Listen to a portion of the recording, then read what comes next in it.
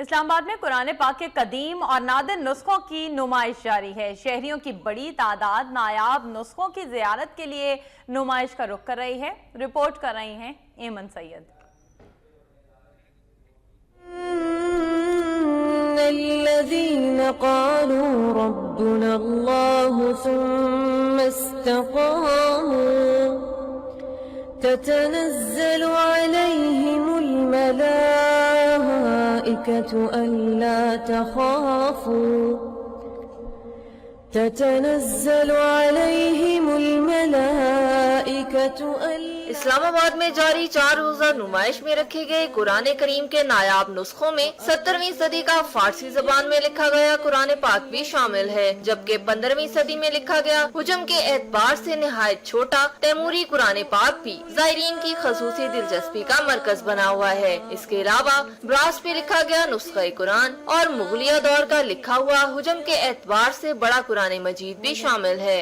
First time جب ہم نے قرآن پاک کی ایگزیبیشن دیکھی ہے اور اتنے سارے نسخے اور نوادرات دیکھے تو بہت اچھا لگا، اور بچوں نے باقاعدہ مووی بنائی ہے اس کی۔ میں اپنے پاپا کے ساتھ آئی ہوں اور یہاں پہ میں قرآن پاک دیکھیں اور مجھے بہت خوشی ہوئی ہے قرآن پاک دیکھ کے۔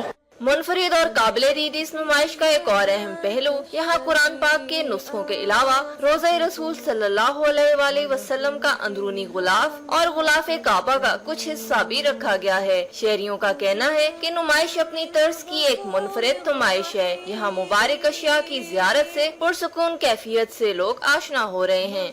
یہاں پر قرآن پاک کے نادر نسخے ایگزیبٹ کیے گئے ہیں جو کہ اپنے مثال آپ ہیں، بہت اچھے ہیں، اور ہمیں بہت خوشی ہو رہی ہے یہ نادر مختلف چیزیں دیکھ کر۔ اس سے پہلے ہم نے کبھی ایسے نسخے جو ہیں وہ نہیں دیکھے، اس میں گولڈن بھی ہیں اور خاص طور پہ غلاف کعبہ ہے، یہ سارے جو ہیں ہمارے لیے انبلیویبل ہیں۔ نمائش میں رکھی نادر اشیاء کو مختلف ممالک سے اکٹھا کیا گیا ہے، جن میں 18ویں صدی میں سونے کے پانی سے لکھے گئے اللہ تعالیٰ کے نام بھی شامل ہیں۔ نمائش 12 ستمبر تک جاری رہے گی۔ قرآن پاک کے نادر نسخوں اور غلاف کعبہ کی یہ نمائش نہ صرف اپنی طرز کی منفرد نمائش ہے بلکہ ان نسخوں کو دیکھنے کی سعادت حاصل کرنے والے شہری یہاں آ کر نہایت خوشی محسوس کر رہے ہیں۔ کیمرہ مین مون عاقب کے ساتھ ایمن سید، وقت نیوز، اسلام آباد۔